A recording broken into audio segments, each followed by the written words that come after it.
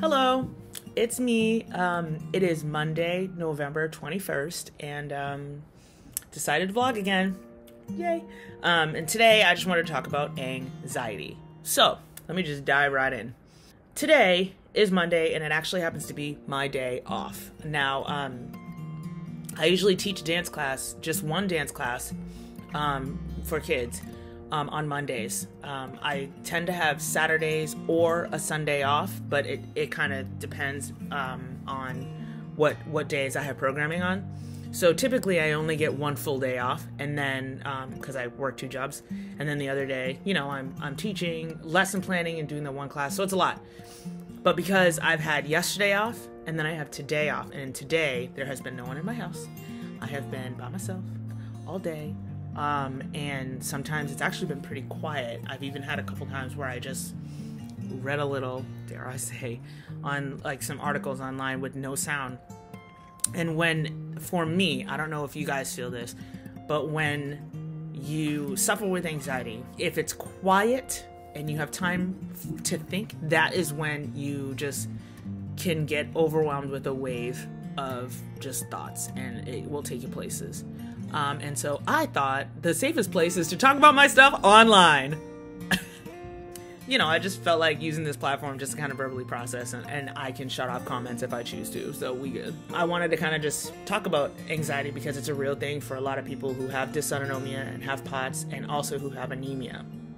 And I figured I wanted y'all who have this to not feel alone. So, like I just said, one of the symptoms of dysautonomia, POTS, is anxiety. It's also a symptom of anemia, and it's one of the symptoms that I noticed that something was wrong, and it kind of led me to figure some stuff out. So, unfortunately, it happened in 2020 when everybody was anxious.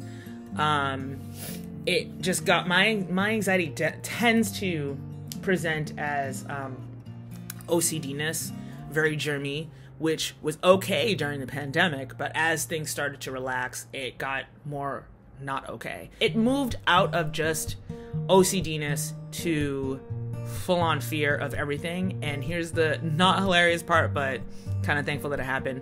So my boyfriend was one of the ones that kind of like let me know that it got to a place where it was just like, this is ridiculous.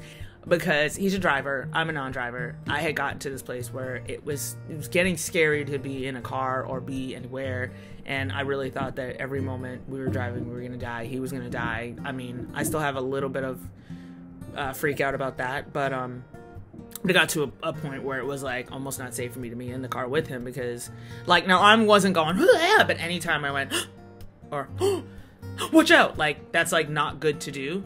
And unfortunately, it wasn't anything. I literally, it was a fear response, so I actually couldn't control it. It's like a fight or flight thing, and my body was just reacting like that. So it would take everything in me to almost like cutting off the circulation to hold on to the car door to not make noise, because my boyfriend would be annoyed or be distracted, and then that was actually dangerous for both of us. So he was more like, what the crap is going on? Like, stop. So that's the first thing where I was like, all right, we got to figure this out, because so I really went to doctors to deal with the anxiety, not because I wanted to feel better, and it was a little bit of that, but it was more because I was annoying the crap out of my boyfriend when he was driving. I was walking around and everybody would look like they won't die, and more people were just getting agitated with my anxiety. So let me just go on anxiety pills then, let's do it. Now, unfortunately, a lot of that medication did not help me. It helped, but it did some harm in other places. Like for me, the amount of weight gain that I gained, and I know some people are going to fight with me and go, anxiety medication and antidepressants don't make you gain weight. I'm sorry, but it did for me. So congratulations if that didn't happen for your body, but it happened to mine. And I was on different doses and different medications to try to help. One of the other things that happened was night sweats, like crazy night sweats. Talking in my sleep, also just disrupted sleep, ridiculous amount of just perspiration, and just other stuff where my body was just like not right.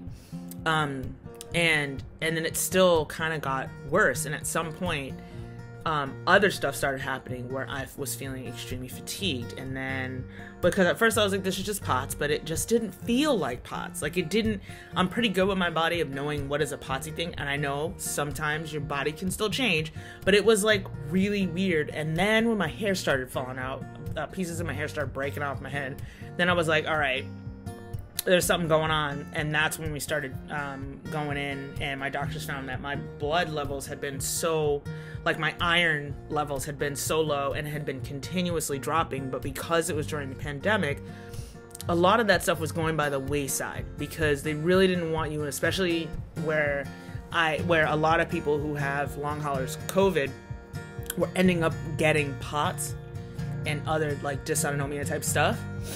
And also because I had moderate to severe asthma, they were like, we don't want you in this hospital. You won't catch something. So I think that's why it took a long time to figure out, hey, newsflash, her iron levels are like low. And it wasn't just my iron, it was my, it was the enzyme that holds the iron, and then also the iron, and both of those were in the tank. So I've had infusions and that's helped. But anxiety's still real. So, one of the things that I noticed, that I wanted to like share with you about what has helped me, at least just today, just in this moment, first and foremost, talking and getting it out, like, what's in the dark, letting the light shine on it. And that's just helpful to see, like, okay, all right, like, I can see it. It's not like a scary thing in the night. Like, we're going to talk about it. The other thing that's been helpful is I know what anxiety is like, and I know also what the moments feel like when I'm not anxious. And so for me, it's been helpful to know that it's like a wave. The waves come in, hits the shore, and at some point it's going to come out. Now, I'm not saying it's not going to come back in, but you get a breather when it comes back out, and that's been really helpful, for me to feel that, hey, sometimes anxiety comes on you like a wave, and then it'll go away. I'm also well aware that we are in the holidays, and even if you've got support around you, the holidays tends to be a real tough time for people. And it's not that they're bad, it's not that they're cray-cray, it's just that we're human. And I'm also a person that tends to feel things real deeply. I just think I'd be feeling stuff. I don't think that I feel stuff deeply, but I might just be the only person who verbally processes and actually tells you what I'm feeling. But like, I tend to just, it's deep what I feel. And this is a hard time sometimes for me, even though I love Christmas. I love Thanksgiving because I love food and I love when people gather around. I just love it. But it's going to be a very hard time for a lot of people. And so it's been helpful for me to realize that these feelings are really coming about because this is a real tough, because we got the holidays going. Another thing to realize, or at least that I'm realizing, and I don't know if this is helpful for you, I'm a person who's I'm not working in retail, but I am working in the service industry in some way, shape, or form. I'm also a teacher in some way, shape, or form. Not as like intense as I was before, but I'm still teaching, and I still work in like early childhood education in some way, shape, or form. And when you've got all this deadlines and things and there's all this programs and it gets so busy, and it's so busy, the minute that it stops, it's like I held all of that stress in, and now it's quiet, so now it's coming out. So I don't know if that's helpful to let you know that it's not that your feelings are fake. They are valid, but just know that sometimes they get exacerbated based off of what's happening in the time of year and what's going on. It's also colder. So it's been helpful. I don't know if this is helpful for you, but it's been helpful for me to remind myself of that so that I don't feel like I'm in a place that I'm going to be stuck in forever, and that it's going to get better. It's not going to be like this forever. Yes, we will always have anxiety, but we will learn to have tools to be able to get through it, and you're not going to be in it constantly all the time. And so that's been really helpful. So, yeah, something that I'll leave you that's been good is that I watched this video today, and it kind of made me tear up for a long while. It was about a family who ran marathons together, and it really made me miss running.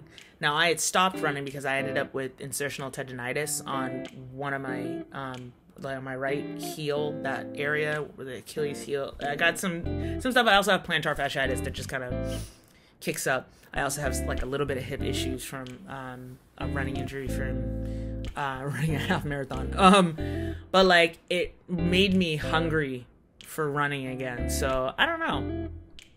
Maybe I'll be possibly taking you guys on a training. Maybe I'll see if I can train up to do another 10K, which is so fun. I love 10Ks. But yeah.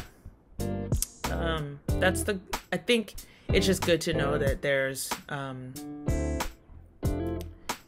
it's been helpful for me to know that there are some fun things that I'm thinking about, and running for me is also a really good way to heal some of that anxiety. I understand there's a lot of people who can't run. That was me in the past, but finding something that gives you joy and helps to get rid of some of that anxious feeling it's been helpful to me. So yeah, all right. I think I'm done with my mental dump, emotional dump. But I hope you guys are all doing well out there. Yeah, if you guys have any questions, feel free to leave something down there. And we'll see you guys next time I decide to vlog. Okay.